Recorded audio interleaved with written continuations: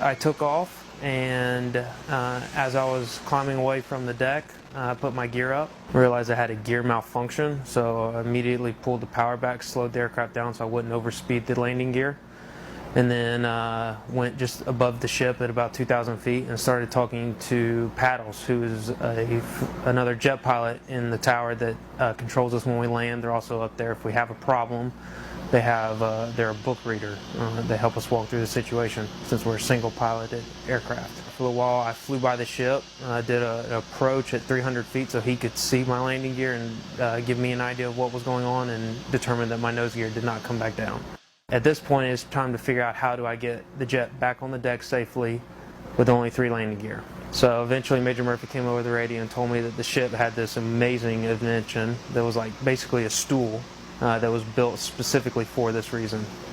The ship has a lighting system on what we call Spot 7 that we use to land at an exact spot every time.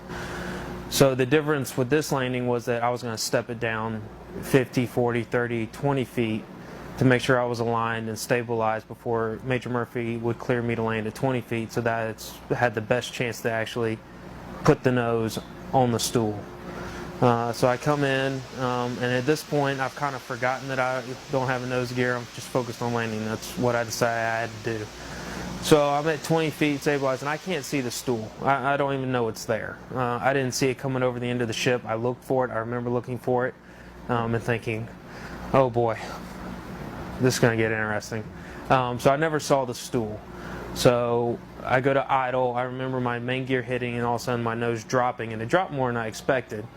But at that point, I was along for the ride. I don't remember feeling it bounce like it did on the videotape.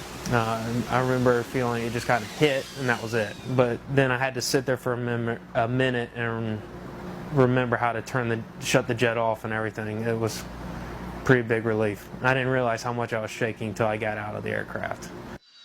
The most interesting part, looking back at the video and watching the video, was I didn't realize that nobody was on the flight deck when I came over to land in case something went wrong, went bad. That was neat, having everyone come out and congratulating me and stuff. It was a little overwhelming at first. For a moment I just wanted to catch my breath. We pride ourselves at landing on the ship perfectly like this, in the same spot every time, and doing the same thing over and over again. But there's no way to train to land in this kind of situation.